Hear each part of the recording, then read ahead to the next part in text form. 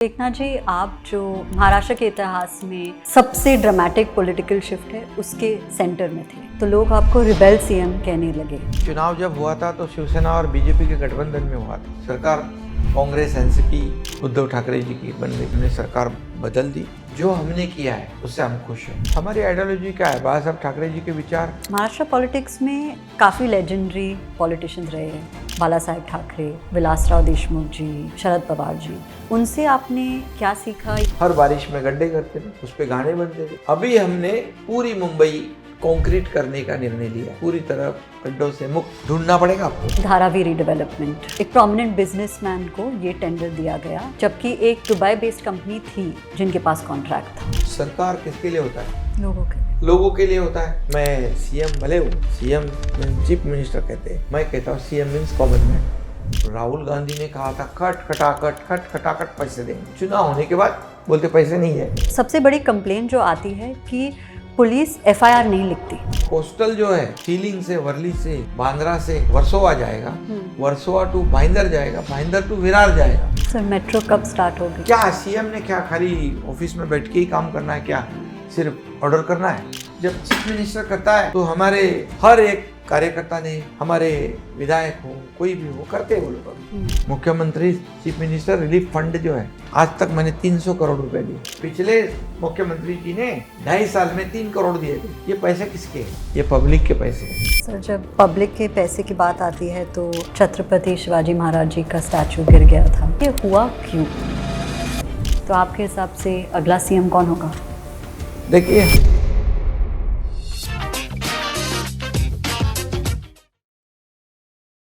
Eknath ji, humans of Bombay पे आपका स्वागत। Thank you. धन्यवाद। Thank you. तो एकनाथ जी, आपकी जो जर्नी रही है काफ़ी एक्साइटिंग रही है पहले से ही, लेकिन हाल ही में आप जो महाराष्ट्र के इतिहास में सबसे ड्रामेटिक पॉलिटिकल शिफ्ट है उसके सेंटर में थे, और इतनी स्क्रूटिनी के बीच में आपने लीडरशिप की पोजीशन ली। तो आपके लिए सबसे ज़्यादा चैलेंजिंग क्या रहा है उस समय से अब तक? महाराष्ट्र स्टेट बहुत बड़ा स्टेट है, इसमें चैलेंजेस तो बहुत है, लेकिन चैलेंजेस को मैं अपॉर्चुनिटी समझता हूँ और उसको टैकल करता हूँ।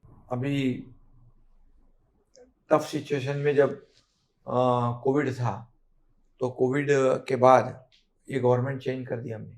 जो लोग चाहते थे उस सरकार को हमने लाया, क्योंकि चुनाव जब हुआ था तो शिवसेना और बीजेपी के गठबंधन में हुआ था।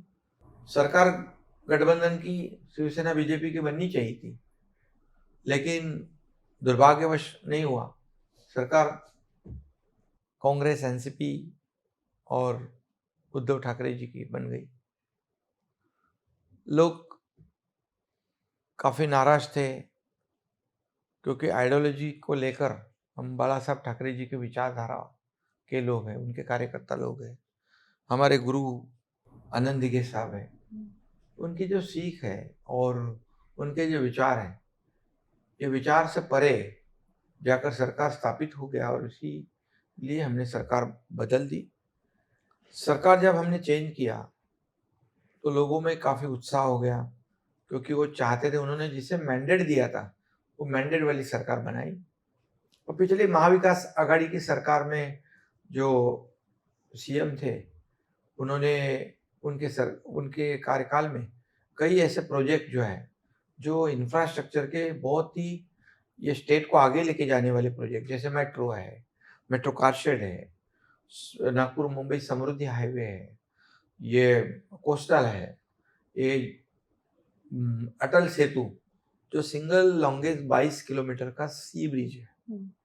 ये सब प्रोजेक्ट जो है, ये शुरू जो प्रोजेक्ट थे किसानों के लिए, ये राज्य के विकास के प्रोजेक्ट जो है वो बंद थे, वो सब हमने शुरू कर दिए। ये चैलेंज था हमारे सामने, लेकिन हमने सिर्फ जो बंद हुए थे वो प्रोजेक्ट शुरू नहीं किए, बल्कि नए भी प्रोजेक्ट शुरू कर दिए। आज कोस्टल हाईवे आपने देखा होगा, ये इतने तेजी से हमने किया है कि आज मरीन ड्राइव से हम बांद्रा चले जाएंगे तो 1-1 घंटा 45 मिनट्स तक लगता था ट्रेवल टाइम, आज से 10-12 मिनट में पहुंचेंगे। अटल सेतु जो है वो 2 घंटे का सफर वाला डिस्टेंस था, आज 20 मिनट में सफर तय होता है। नागपुर मुंबई 20-25 घंटे लगते थे, 15 घंटे लगते थे, 18 घंटे लगते थे, आज 7 से 8 घंटे में पहुंच जाते हैं। मेट्रो को काम तेजी से शुरू है, मेट्रो के अभी मेट्रो 3 हमारी शुरू हो जाएगी। मेट्रो 337 किलोमीटर 337 किलोमीटर की मेट्रो की नेटवर्क है, वो बंद थी, उसको एक एक फेज हम आगे बढ़ा रहे हैं, लोगों को फायदा हो रहा है। मेट्रो का कारशेड का काम बंद था, उसे हमने शुरू किया। बुलेट ट्रेन बंद थी, उसे हमने शुरू किया। मुंबई में पूरे काम ठप थे, मुंबई पूरे पोर्टहोल से भरी थी, आज हम मुंबई को पोर्टहोल फ्री कर रहे हैं। सब रोड्स मुंबई के, मुंबई एक इंटरनेशनल सिटी है और देश की इकोनॉमिक कैपिटल है। इंफ्रास्ट्रक्चर को हमने तवज्जो दिया है, इंफ्रास्ट्रक्चर को प्रायोरिटी दी है। करेक्ट। और जब हम आइडियोलॉजी के बारे में बात करते हैं, आप अभी कह रहे थे कि आनंदी जी ने आपको शिवसेना में एंट्री करवा दी या आपको गाइड किया। महाराष्ट्र पॉलिटिक्स में काफ़ी लेजेंडरी पॉलिटिशियंस रहे हैं, बाला साहेब ठाकरे, विलासराव देशमुख जी, शरद पवार जी। तो उनसे आपने क्या सीखा या इस आइडियोलॉजी में उनका क्या रोल था? हमारी आइडियोलॉजी क्या है? बाला साहब ठाकरे जी के विचार, ये हमारी आइडियोलॉजी है। डेवलपमेंट उनकी इसमें था, जो विचार है राज्य को आगे बढ़ाना, देश को आगे बढ़ाना, हिंदुत्व की विचारधारा को व्यापक बनाना। और उनका हिंदुत्व जो था, मराठी मानुस के लिए पार्टी शुरू हुई। मुंबई में मराठी मानुस को नौकरी मिल गई, बिजनेस करने लग गए, उसको नौकरी मिलने लग गई और गवर्नमेंट ऑफिसेस में, रेलवे में, बैंकों में, सब जगह पे ये काम बाला साहब ठाकरे जी ने शुरू किया। और एक पार्टी बड़ी जब होती है तो विचारधारा उसकी व्यापक हो जाती है, तो हिंदुत्व को मानने वाली हमारी पार्टी है। लेकिन इसका मतलब ये नहीं कि हम दूसरे जाति पाति को या धर्म को उसका द्वेष करें या उनको नीचा दिखाएं। ऐसा बाला साहब कभी नहीं करते थे, क्योंकि हमारे पार्टी में सभी जाति पाति के लोग थे और आज भी है। तो वही विचारधारा जब हमारे जो मुख्यमंत्री रह चुके उद्धव जी, उन्होंने छोड़ दी और बाला साहब ठाकरे जी ने हमेशा कांग्रेस का विरोध किया था।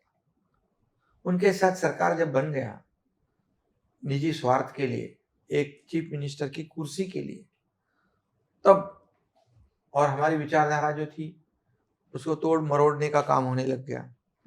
आवाज बंद हो गई, सब कुछ चुपचाप सहना पड़ता था और हमारे कार्यकर्ताओं को जो जस्टिस मिलना चाहिए था वो नहीं मिल रहा था।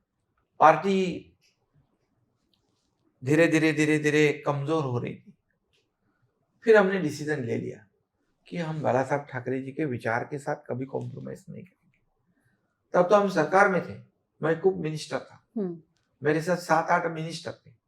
उन्होंने हम सरकार को छोड़ दिया, सत्ता को त्याग दिया, हम सत्ता से उतर गए और लोग सत्ता की तरफ जाते हैं, लोग रूलिंग पार्टी की तरफ जाते हैं, पावर में जाते हैं। हम पावर से उतर गए क्योंकि बाला साहब ठाकरे जी के विचारधारा को जहाँ कोई स्थान नहीं, वो उन्होंने छोड़ दिया विचार, तो हमने सत्ता का त्याग कर दिया। तो जैसे आपने ये पार्टी 18 साल की उम्र में ज्वाइन कर ली और अभी जब ये पूरा जो ड्रामेटिक पॉलिटिकल शिफ्ट कहते वो हुआ, तो लोग आपको रिबेल सीएम कहने लगे, तो उससे आपको कैसे लगता है? देखिए बात क्या है, हमने जो किया वो पार्टी को बचाने के लिए किया, हमारे कार्यकर्ताओं को बचाने के लिए किया। अभी हमारे जो प्रमुख थे उन्होंने कुर्सी के लिए किया, ये फर्क है। और अभी रिबेल कहा जाए तो बाला साहब ठाकरे कहते थे, अन्याय होता है वहां उसके खिलाफ लड़ो, अन्याय को सहना नहीं। ये सीख हमारे बाला साहब ठाकरे जी की थी, आनंदी जी की थी। तो हम जब अन्याय हो रहा है तो हम सहन नहीं कर सकते, और तब हमने मराठी में कहते उठाव कर दिया, संघर्ष। और आज हम देख रहे हैं कि हमारे साथ विधायक है, सांसद है, पार्षद है, हजारों लाखों कार्यकर्ता हर दिन जुड़ रहे हैं। जनता हमारे साथ आ गई, क्योंकि अगर हमने गलत काम किया होता तो जनता साथ नहीं आती। तो कौन रिबेल है और किसने विचारधारा से बगावत की है? हमने विचारधारा के साथ कोई कॉम्प्रोमाइज नहीं किया, लेकिन विचारधारा के साथ कॉम्प्रोमाइज मुख्यमंत्री बनने के लिए जिन्होंने किया, उनको लोकसभा के चुनाव में भी लोगों ने सपोर्ट नहीं किया। हमने लोकसभा चुनाव में सामने सामने 13 सीटें लड़ी, हम उसमें से 7 जीते। इसका मतलब कि लोगों ने हमें सपोर्ट किया, और ज्यादा वोट शेयरिंग आज हमारे शिवसेना के पास है, स्ट्राइक रेट हमारा ज्यादा है। तो ये तो लोगों ने तय कर लिया कि ओरिजिनल पार्टी कौन है, ओरिजिनल पार्टी की विचारधारा वाली कौन है। बाला साहब ठाकरे जी की जो विचारधारा है, वो परंपरा है उनकी जो है, आगे कौन बढ़ा रहा है। इसलिए तो इतने इस लोकसभा में चुनाव में हमें लोगों का सपोर्ट मिला। आज जो हमने किया है उससे हम खुश हैं, उससे हम सेटिस्फाइड है, क्योंकि लोगों का झुकाव, लोगों का लगाव और लोगों का सपोर्ट हमें मिल रहा है।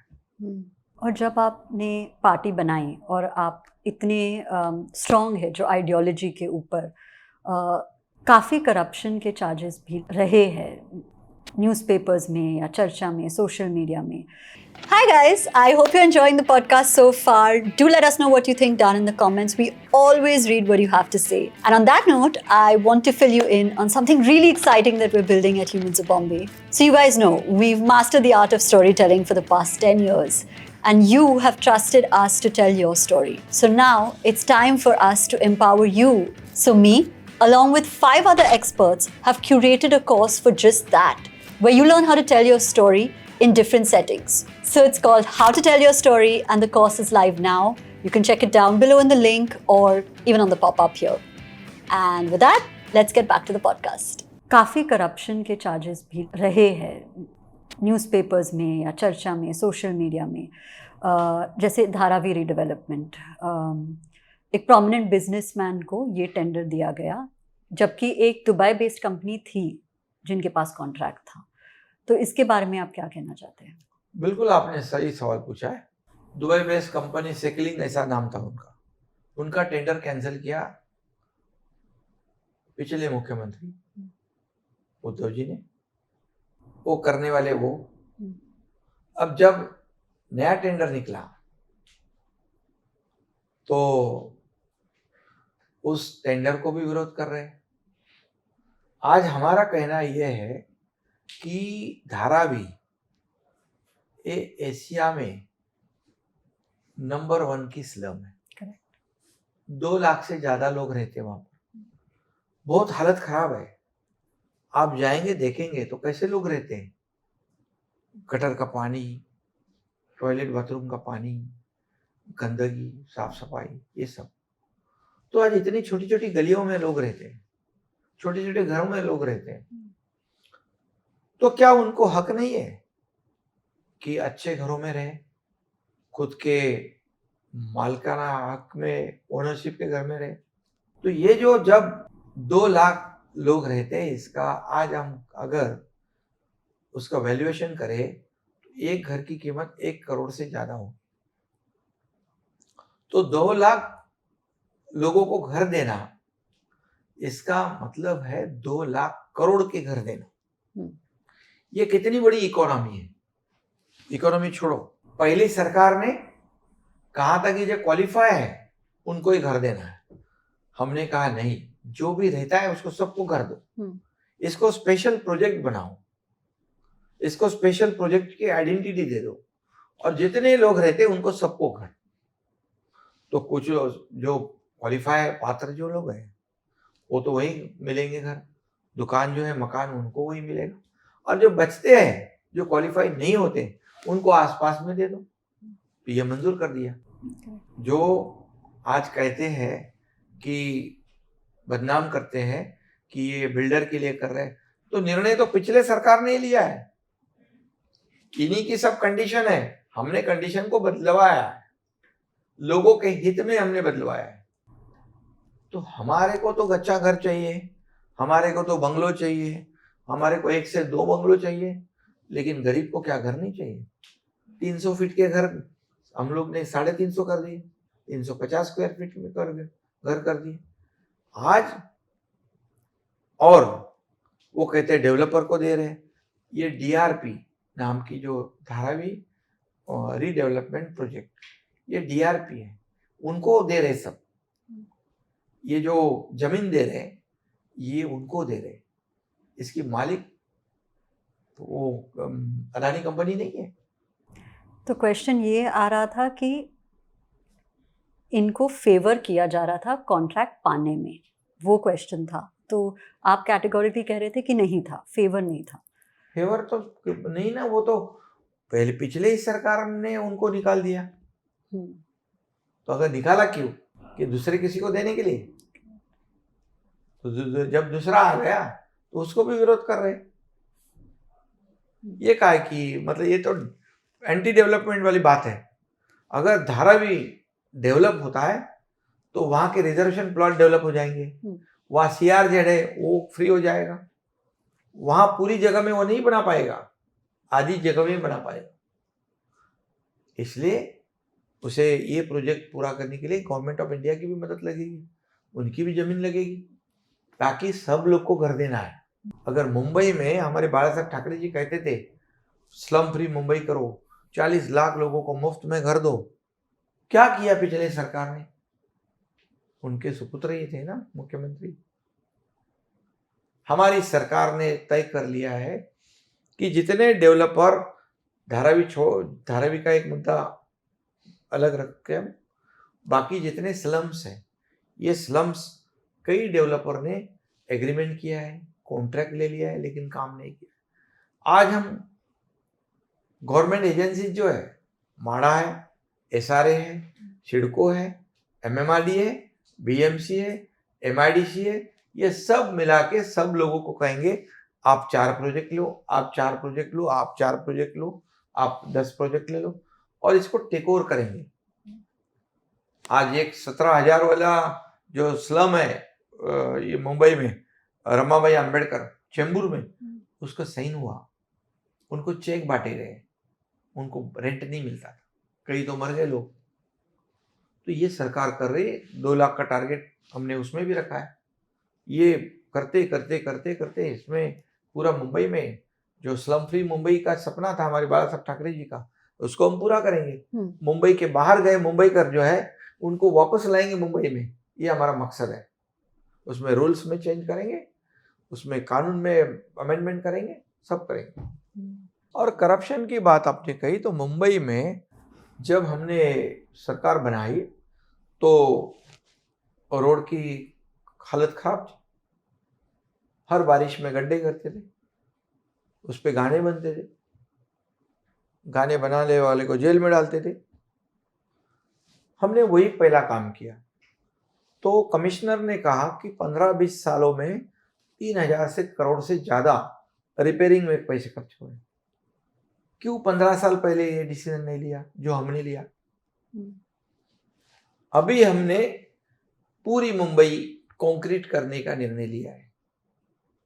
Mumbai will be pothole free next 2-3 years, पूरी तरह गड्ढों से मुक्त। तो ये पहले क्यों नहीं किया? ये करप्शन कौन कर रहा? हमने तो बंद कर दिया। हमने तो कंक्रीट के रोड होने के बाद 25 साल नो खड्डा, ढूंढना पड़ेगा आपको। और जब हम, जैसे मैं कह रही थी कि कैबिनेट रीशफल और एमएलए लॉयल्टी पे काफ़ी चर्चा होती रहती है कि काफ़ी हुआ है, और उसके पीछे पॉलिटिकल एजेंडा है ताकि पोर्टफोलियो शिफ्ट हो जाए, रिस्पॉन्सिबिलिटी शिफ्ट हो जाए, बजट अलॉटमेंट जो होता है वो शिफ्ट हो जाए। उसके बारे में आप क्या कहना चाहते हैं? देखिए, अभी तो 2 साल हो चुके। 2 साल में 2 साल समय कम होता है, हम्म, लेकिन अगर आप देखेंगे तो आज इस राज्य में, महाराष्ट्र में इतने प्रोजेक्ट शुरू हैं इंफ्रास्ट्रक्चर के, तो नंबर 1 पूरे देश में इंफ्रास्ट्रक्चर में महाराष्ट्र है। फॉरेन डायरेक्ट इन्वेस्टमेंट में महाराष्ट्र नंबर 1 पे। मैंने कहा ना, टोटल इन्वेस्टमेंट के 52% सिर्फ हमारे राज्य में इंडस्ट्री आ रही है। आज दावोस में हम गए थे 2 बार, 5 लाख करोड़ के एमओयू साइन हुए वर्ल्ड इकोनॉमिक फोरम में। नीति आयोग ने एक रिपोर्ट बनाया है कि स्टेट की बात तो छोड़ो, लेकिन मुंबई एमएमआर में $1 ट्रिलियन नहीं, $1.5 ट्रिलियन का पोटेंशियल है। कुछ सुझाव उन्होंने दिए कुछ सेक्टर में, उसे हम इम्प्लीमेंट कर रहे हैं। हमारा मित्रा है, एक नीति आयोग के धरती पे मित्रा बनाने वाला पहला स्टेट है। हमारा इकोनॉमिक एडवाइजरी कमेटी हमारी है, वो टाटा सन्स के चंद्रशेखरन, उनकी अध्यक्षता में बनी है। उन्होंने भी $1 ट्रिलियन को हासिल करने के लिए, ये गोल अचीव करने के लिए, जो आदरणीय प्रधानमंत्री मोदी जी का गोल है, सपना है $5 ट्रिलियन 2027 में करेंगे, उससे सपोर्टिव रहेगा। एक तरफ इंडस्ट्री ये अट्रैक्ट हो रही है, हम उनको रेड कारपेट दिया है, सिंगल विंडो क्लियरेंस दिया है, हम कैपिटल सब्सिडी दे रहे हैं, हमारी पॉलिसी इंडस्ट्री फ्रेंडली हमने बनाई है। तो क्या है, इसमें इतने कम समय में हमने ये किया। तो ये सरकार जो है, लोग अभी काम करने वाली सरकार है, हमारी डेवलपमेंट करने वाली सरकार है।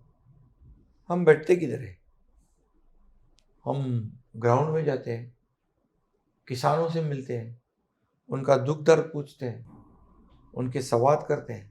तो जब ग्राउंड पे जाता है सरकार, हमारी कितनी योजना है, शासन आपल्या द्वारी, मराठी में कहते हैं, शासन आपके द्वार पर, स्कीम है, योजनाएं हैं, बेनिफिट्स हैं, बेनिफिशियरी है, लेकिन उनको लेना, उनको हासिल करना, इसमें उनको दिक्कतें आ रही थी। तो हम डायरेक्ट ऐसा कार्यक्रम शुरू कर दिया, शासन अपने द्वार पर, 5 करोड़ लोगों को फायदा हुआ। और जो आप मुझे स्कीम्स बता रहे थे हमारा इंटरव्यू से पहले, जो लाडली बहना, हाँ, एलपीजी के भी स्कीम्स हैं, तो ये फंड्स कहाँ से आते हैं? अभी देखिए, पहली बात, सरकार किसके लिए होता है? लोगों के लिए।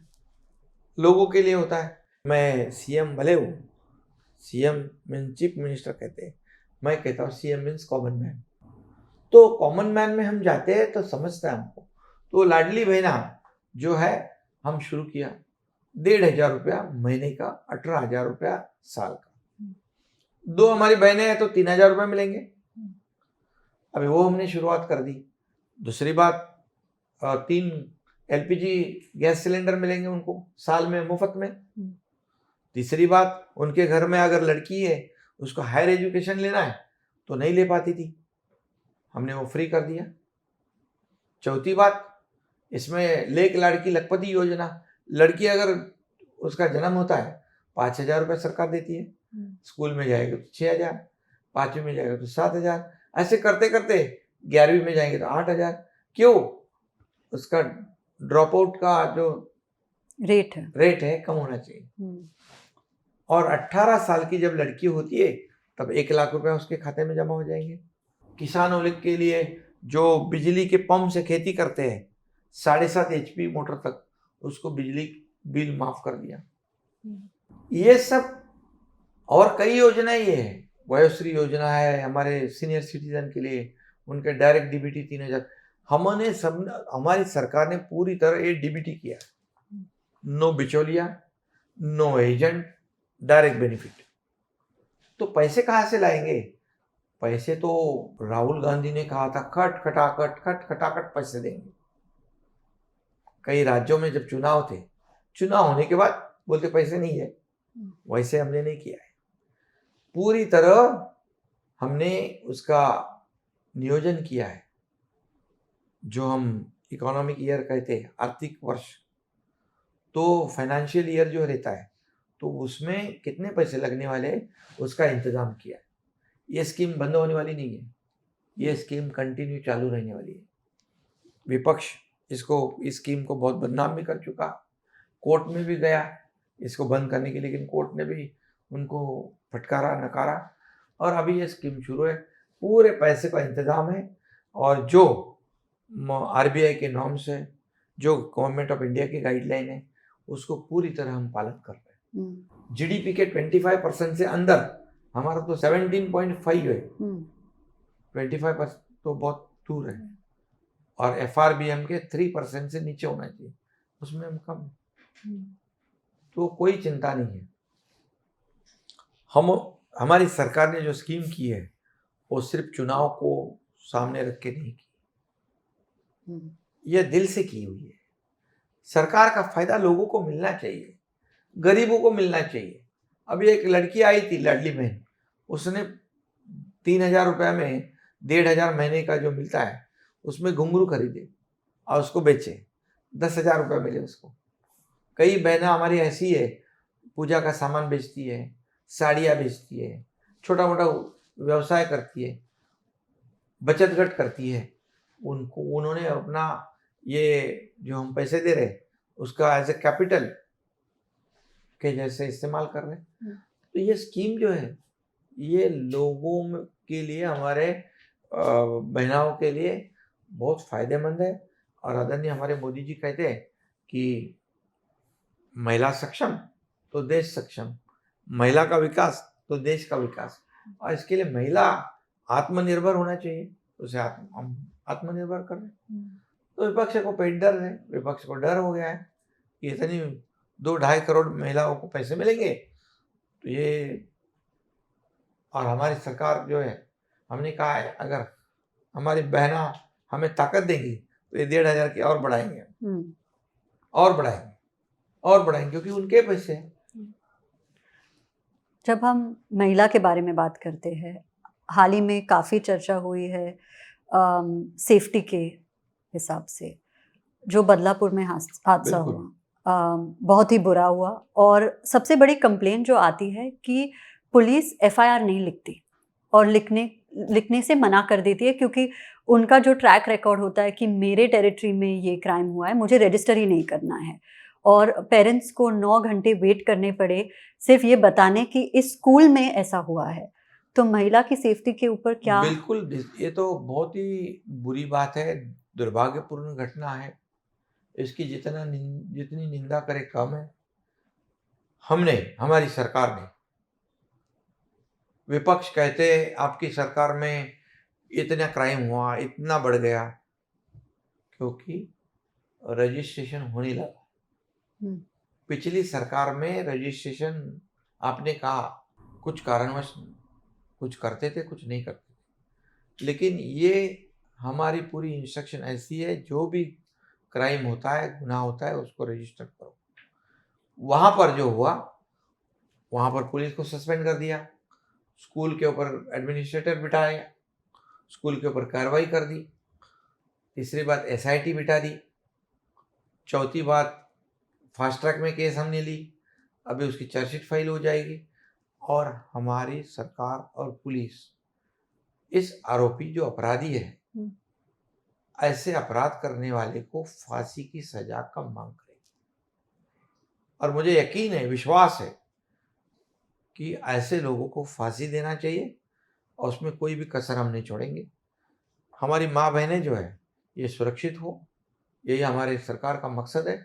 इसके बाद कई प्रिकॉशनरी मेजर हमारी सरकार ने ली हुई है, पुलिस ने ली हुई है, और अभी लाडली बहन जो है वैसे सुरक्षित बहन, ये भी तो उसमें क्या हमारी होगा? सरकार कर रही है। ये जो सुरक्षित बहन है, उसमें क्या स्कीम या क्या स्कीम जो है, प्रोटेक्शन? कुछ भी ऐसी तकलीफ है तो तुरंत हमारी पुलिस पहुंचे, हमारे लोग पहुंचे, एक टीम बनाए। उसके लिए कुछ अभी आर्टिफिशियल इंटेलिजेंस एआई का ज़माना है, हम सब इस्तेमाल करेंगे और जो भी ऐसा गुनाह होगा उसको फास्ट ट्रैक में लेंगे और उसको फांसी की कड़ी सजा सुनाएंगे, मिलेगी, मतलब हम मांग करेंगे। करेक्ट। और उसके लिए जितने भी यंत्रणा जो है हमारी, इन्वेस्टिगेशन है, वो इतनी तेजी से काम करेगा कि फिर जैसे जैसे ऐसे रिजल्ट आते जाएंगे तो फिर ऐसे गुनाह कम हो जाएंगे। गुनाहगारों को कोई भी बिल्कुल माफ नहीं होगा। सर, जिन्होंने ये किया है वो तो एक तरफ, जो स्कूल की रिस्पॉन्सिबिलिटी होती है कि ये बेसिक प्रोटोकॉल हमें फॉलो करना है फॉर द गर्ल चाइल्ड, उस पे हम क्या कर सकते हैं टू स्ट्रीमलाइन कि हर स्कूल में ये बेस लेवल पे तो हो कि जो गर्ल्स टॉयलेट है उसमें मेल ना हो, ये प्रोटोकॉल आए? ये हमने कर दिया है। Okay. गर्ल्स है उसमें मेल ना हो, हम्म। उसको फीमेल हैंडल करे। उसके बाद एक कंप्लेंट बॉक्स लगे, प्रिंसिपल सिर्फ नहीं खोलेगा उसको, वहाँ का पुलिस इंस्पेक्टर और मिलके खोलेंगे। किसी को डर लगता है कंप्लेंट करने को तो उसमें डालेंगे, सीसीटीवी कैमरे हो वहाँ पर, जो काम पे रखते हैं जिसको, उसका ट्रैक रिकॉर्ड, उसका बैकग्राउंड चेक करें स्कूल ने, ये स्कूल की जिम्मेदारी है, नहीं तो ऐसे स्कूलों पे कार्रवाई हो जाएगी। तो ये जो एसओपी है अभी पूरी तरह सभी लोगों ने इम्प्लीमेंट करनी चाहिए।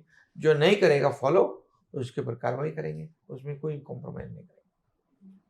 ठीक है। उससे काफ़ी फर्क पड़ेगा। जब हम कॉमन मैन की बात करते हैं, महाराष्ट्र में काफ़ी चर्चा होती है कि यहाँ पे गैंग रिलेटेड क्राइम्स हो रहे हैं, वायलेंस हो रहा है। कल या परसों एक वीडियो वायरल हो गया जहाँ पे एक अपेरेंटली एक एमएलए का बॉडीगार्ड किसी को मार रहा था स्टिक के साथ, रॉड के साथ, और वो भी दिन में, और काफ़ी सारे लोगों ने वीडियो भी ली और वो वायरल हो गई इंटरनेट पे। इस बारे में आप क्या कहना चाहते हैं? देखिए, कोई गुनाहगार कितना भी बड़ा हो, कानून के सामने कोई बड़ा नहीं होता है। और हमारी सरकार ने हर वक्त जितने भी ऐसे इंसिडेंट हुए किसी को भी छोड़ा नहीं है। वो कोई पॉलिटिकल लीडर के साथ जॉइंट हो, किसी के साथ हो, उसको अन्य जो इंसिडेंट हो या अन्य जो लोग हो, उनमें कोई भी कॉम्प्रोमाइज़ भी नहीं किया है और किसी को भी बख्शा नहीं जाएगा। कानून कानून है, वो सबको समान है, ये तो हम पालन करते हैं। करेक्ट। तो कोई एस्केप नहीं कर पाएगा नहीं एस्केप, उनके खुद के एक्शंस के। ओके। इतने ऐसे जो जहाँ जहाँ इंसिडेंट हुए तो उनके तो होटल बार ये सब तोड़ डाले हमने बुलडोजर लगा के, एक डर हो जाए। ये जो एग्जाम्पल सेट करना है वो आप कर रहे हैं, करना ही चाहिए, वो कर रहे हैं। इंफ्रास्ट्रक्चर की बात करें तो गोखले ब्रिज पे काफ़ी चर्चा होती है कि वो जो 2 पार्ट है ब्रिज के, वो एक ऊपर एक नीचे, और ये टैक्स पेयर मनी है। जो रोड्स बनते हैं, जो फ्लाईओवर्स बनते हैं, हमारे लिए ही बनते हैं ताकि हमारा टाइम सेव हो, क्योंकि बॉम्बे में ट्रैफिक तो सब बात करते हैं। ये जब हुआ काफ़ी सारे मीम्स भी बने कि ये एक ऊपर और नीचे कैसे हो गया, और अभी क्या, और इसकी अकाउंटेबिलिटी कौन लेगा? देखिए, जोड़ दिया उसको, यहाँ था, इसको यहाँ ले आए, और जिसने गलती की थी उसके ऊपर कार्रवाई, एक्शन। वो अभी गोखले ब्रिज शुरू हो गया। और ट्रैफिक की बात करें तो मुंबई है, मुंबई में आज मुंबई 24/7 चलती है। ट्रैफिक को डिकंजेस्ट करने के लिए हमारी कई स्कीम्स है। मेट्रो तो अभी मेट्रो शुरू हो रही है, कई मेट्रो शुरू है, मेट्रो 3 शुरू होएगी, 25-30 लाख लोग ट्रैवल करेंगे। अभी कोस्टल कल ओपन कर दिया हमने, सीलिंग तक MTHL शुरू है। और मुंबई में जो ट्रैफिक है उसे कम करने के लिए जो सिग्नलिंग सिस्टम है जो क्रॉसिंग है, इससे हम इसके ऊपर हमारी टीम जो है काम कर रही है और जल्दी उसका रिजल्ट पॉजिटिव मिलेगा। मेट्रो जब कंप्लीट होगी और एक कोस्टल जो है, ये कोस्टल यहाँ से अभी सीलिंग से, वर्ली से, बांद्रा से वर्सोवा जाएगा, वर्सोवा टू भाईंदर जाएगा, भाईंदर टू विरार जाएगा, तो वेस्टर्न की जो ट्रैफिक है वो बिल्कुल कम हो जाएगी और तब तक शॉर्ट टर्म सॉल्यूशन भी देंगे हम। सर मेट्रो कब स्टार्ट होगी? मेट्रो 3 अभी ये मंथ एंड में होनी चाहिए, फेज में हो रही है। इसको बंद किया था, इसे हमने शुरू किया, नहीं तो 10 साल और इंतजार करना पड़ता। सर यूथ की बात करते हैं, जो ग्रेजुएट्स हैं वो भी स्ट्रगल कर रहे हैं जॉब्स पाना, तो इस बारे में सरकार क्या करेगी? क्योंकि अनएम्प्लॉयमेंट रेट जो है काफ़ी चर्चा होती है कि बहुत बढ़ गई है, लोगों को जॉब्स नहीं मिल रही। इसके लिए हमने मुख्यमंत्री युवा प्रशिक्षण स्कीम की हुई है। हमें पता है कि ग्रेजुएशन हुआ है, डिग्री है, डिप्लोमा है और नौकरी नहीं है। जो हमारे सरकार में, राज्य में इंडस्ट्री अभी आ रही है, इंडस्ट्री आने की वजह से एम्प्लॉयमेंट जनरेशन हो रहा है, लोगों को काम मिल रहा है, स्किल मैन पावर मिल रही है और हमने टारगेट किया है 10 लाख अप्रेंटिसशिप देने का। अभी 1.5 लाख युवाओं को अपॉइंटमेंट मिल गया है। अभी वहाँ वो ट्रेनिंग लेगा, उसको 10,000 रुपये मिलेगा, डिग्री है, और वो कंटिन्यू हो जाएगा। तो ये 10 लाख इस साल में, अगले साल फिर 10 लाख का टारगेट है। गढ़चिरौली जैसे इलाके में जो नक्सलाइट डिस्ट्रिक्ट है, वहाँ पर टाटा सन्स और हमारा गवर्नमेंट दोनों ने जेवी करके एक टाटा स्किल डेवलपमेंट सेंटर किया है। इन्वेंशन, इनोवेशन एंड इंक्यूबेशन, उसमें 5,000 लोगों को ट्रेनिंग मिलेगी, 5,000 लोगों को प्लेसमेंट मिलेगा हर साल में। अन्ना साहब पाटिल आर्थिक विकास महामंडल जो है, इसमें 1 लाख युवाओं को 15 लाख रुपए तक का सरकार ने पैसे दिए, बैंक से लोन निकाला और गारंटी सरकार ने दी, उसका इंटरेस्ट सरकार भरती है। 1 लाख लोग जब उद्यमी होंगे, बिजनेसमैन होंगे, तो कई लाख लोगों को रोजी रोटी देंगे। और जर्मनी ने हमारे राज्य के साथ एमओयू किया है, 4 लाख लोग उनको चाहिए हर सेक्टर में, वो भी हम कर रहे हैं। तो 4 लाख लोगों को रोजी रोटी मिलेगी वहाँ पर। और हमारे स्टेट में ये जो स्टाइपेंड वाली बात है, पहली बार हमने शुरू की है। तो मुझे लगता है कि युवाओं में, हमारी उसमें हमारे युवा भी है, युवती भी है, उन दोनों को बेनिफिट मिलेगा। जैसे आप स्टार्टअप की बात कर रहे थे, मैं खुद बिजनेस चलाती हूँ यहाँ पे। लोग कहते हैं कि, और काफ़ी कंपनियाँ सोचते हैं कि ऑपरेशनल कॉस्ट जो मुंबई में है बहुत ही ज़्यादा है, रेंट ज़्यादा है, ये जो चीज़ हर रोज़ बातें होती रहती है। एक दो कंपनी ऐसे भी है जिन्होंने बेस शिफ्ट किया फ्रॉम मुंबई टू बैंगलोर। कुछ ऐसे आपकी गवर्नमेंट सोच रही है कि हम सब्सिडाइज करें ईज ऑफ बिजनेस के लिए? बिल्कुल। कल ही हमारी जो बात हुई, कल ही हमारी जो एमओयू साइन हुई, उसमें ये मुद्दा है। एफोर्डेबल हाउसिंग है, एफोर्डेबल हाउस ऑफिसेस हैं, आईटी सेंटर है, डेटा सेंटर है, ये सब हम कर रहे हैं ताकि लोग एफोर्ड कर सकते हैं या रह सकते हैं और या काम भी कर सकते हैं। ये हमारा बहुत ही प्रायोरिटी वाला मुद्दा है और इसे हम बढ़ा रहे हैं, सब्सिडाइज करेंगे हम। जब डिमांड और सप्लाई बढ़ जाता है तब ये एफोर्डेबल होता है। डिमांड ज़्यादा और सप्लाई कम, तब ये महंगा हो जाता है। तो सरकार इसके ऊपर काम कर रही है और ये जो नीति आयोग वाली रिपोर्ट है, इसमें ये मुद्दा है और उसे हम इम्प्लीमेंट करेंगे ताकि आपको फिर बहुत ही करीबी दिनों में ये आपको बदलाव नज़र आएगा। सर इस बारे में बात करते हैं, जैसे ही या कोई एक्सीडेंट होता है या वहाँ कुछ होता है, आप पहुँच जाते हो। आपने कहा कि एक मैसेज मुझे भेजना है आपके प्रेज़ेंस से कि चीफ मिनिस्टर आए हैं, जब ऐसे कोई एक्सीडेंट होता है या कुछ भी और, उससे आप क्या मैसेज देना चाहते हैं लोगों को कि जो देख रहे हैं या वहाँ पे जो रिस्पॉन्सिबल है? देखिए, सीएम पोस्ट, प्रोटोकॉल, ये सब जो है, हुँ, ये जब एक्सीडेंट होता है, जब कई बार फ्लड आया, हुँ, अभी महाड़ में फ्लड आया, चिपळूण में फ्लड आया, कोल्हापुर में फ्लड आया, इरशालवाड़ी में लैंडस्लाइड हुआ, हुँ, वो बहुत ऊंचाई पे था, पहाड़ पे, वहां मैं पहुंचा।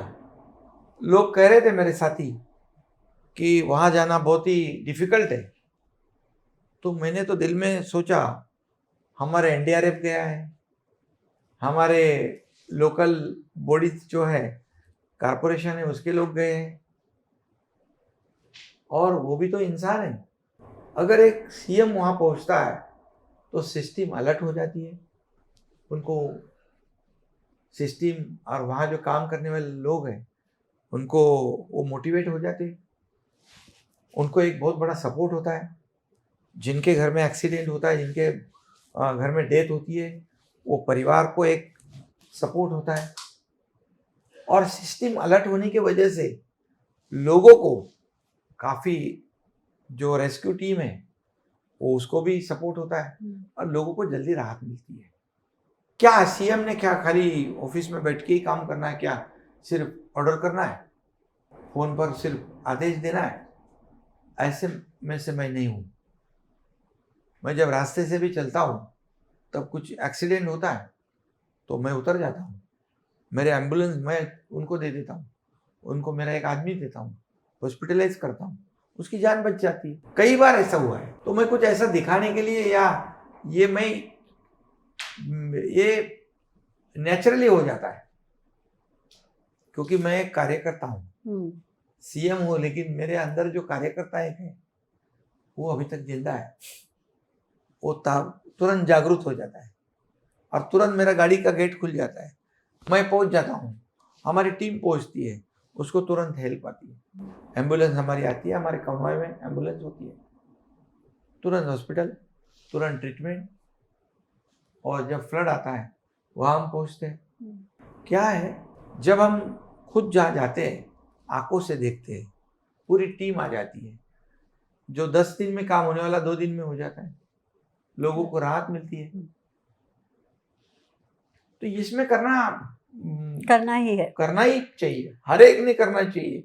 जब चीफ मिनिस्टर करता है तो हमारे हर एक कार्यकर्ता ने, हमारे विधायक हो, कोई भी हो, करते हैं वो लोग अभी, क्योंकि हमारे थोड़े से एफर्ट से किसी की अगर जान बचती है तो उससे और क्या खुशी हो सकती है। मुख्यमंत्री सहायता निधि जो है, मुख्यमंत्री चीफ मिनिस्टर रिलीफ फंड जो है, आज तक मैंने 300 करोड़ रुपए दिए। पिछले मुख्यमंत्री जी ने 2.5 साल में 3 करोड़ दिए थे। मेरे एक साइन सिग्नेचर से किसी का ऑपरेशन हो जाता है, कोई हॉस्पिटल में एडमिट हो जाता है, उसकी जान बचती है। ये पैसे किसके हैं? ये पब्लिक के पैसे हैं, उन्हीं के लिए इस्तेमाल होने चाहिए, उन्हीं को हेल्प होनी चाहिए, ये मैं सोचता हूँ। सर जब पब्लिक के पैसे की बात आती है तो ये जो छत्रपति शिवाजी महाराज जी का स्टैचू गिर गया था और काफ़ी लोगों की सेंटिमेंट हर्ट हुए थे। एक ही सवाल आता है कि ये हुआ क्यों? और आगे जाके इसे, इस तरह की जो इंसिडेंट है उसे हम मिनिमाइज़ कैसे करें? छत्रपति शिवाजी महाराज तो हमारे महाराष्ट्र के आराध्य दैवत कहते हैं हम, और सेंटिमेंट तो सबकी जुड़ी है। हमें भी दुख हुआ, बहुत ही दुर्भाग्यपूर्ण घटना हुई, लेकिन ऐसी घटना की राजनीति करना उससे भी ज्यादा दुर्भाग्यपूर्ण है। जिसने किया उसकी इंक्वायरी हो जाएगी, चल रही है, अरेस्ट हो गई, कानूनी कार्रवाई हो जाएगी, लेकिन हमारी अपेक्षा थी कि विपक्ष ने भी छत्रपति शिवाजी महाराज जी के स्टैचू है उसको कैसे हम जल्दी बनाएंगे और वहाँ फिर से कैसे रुआब से खड़े हो जाए, इसके लिए कोशिश करनी चाहिए। हमने अभी जो हमारे देश में सबसे जिसके पास एक्सपीरियंस है ऐसे एक शिल्पकार को बताया है कि तुरंत इसका काम शुरू होना चाहिए और एक अच्छा छत्रपति शिवाजी महाराज जी प्रेरणा देने वाला स्टैचू, लोगों को ऊर्जा देने वाला स्टैचू जल्द हो जाए। और इसके लिए हमने कहा है कि सभी जितने स्टैचू है उसका ऑडिट हो जाए ताकि कोई भी ये काम में, ये महापुरुषों का स्टैचू है, इसमें कोई लापरवाही ना बरते। इसलिए आगे आपको ये दिखाई नहीं देगा। सर, गणेश चतुर्थी चल रही है, इसके बारे में आप कुछ बताइए। महाराष्ट्र का बड़ा उत्सव है, ये बड़ा बढ़िया तरीके से सेलिब्रेशन होता है। हमारी सरकार जब आई तो बंद थे, बैन था सब उत्सव, गोविंदा बंद, गणपति बंद, नवरात्रि बंद, दिवाली बंद, सब बंद। हमारी सरकार आने के बाद शुरू हमने कर दिया। कोई कहते थे इतनी मूर्ति ला, उतनी मूर्ति ला। हमने कहा भैया ये त्यौहार है, ये भी हमारी कल्चर है, ये हमारी परंपरा है, इसे क्यों बंद कर रहे, इसे क्यों रोक रहे। शुरू कर दिया हमने। लोग आ गए मार्केट में, लोग सब जगह घूम रहे, परचेसिंग कर रहे, इकोनॉमी को बूस्ट मिल गया, लोगों में एक प्रॉस्पेरिटी आई, हैप्पीनेस हो गया, सब जगह खुश हो गए। और ये गणपति भगवान का ये तो सब मनाते हैं अभी पूरा। इतने मुझे लगता है ये गणपति के त्योहार में 25,000 करोड़ से ज़्यादा इकोनॉमी जो है ये मार्केट में इसका असर होता है। तो ये क्या है, ये हमारे राज्य के लिए अच्छी बात है, त्योहार भी होता है और अर्थव्यवस्था को भी बूस्ट मिलता है। सब लोग त्योहार मनाते हैं। आज हमारे यहाँ पर कुछ दिव्यांग लोग, ब्लाइंड बच्चे आए थे, कोई किसान के बच्चे आए थे, हर दिन कोई कामगार आते हैं, आम आदमी आते हैं, सब लोग आते हैं, फिल्म इंडस्ट्री वाले भी आते हैं, इंडस्ट्री वाले भी आते हैं, ऑफिसर्स भी आते हैं, सब लोग आते हैं। ये वर्षा है, ये सबके लिए खुला है।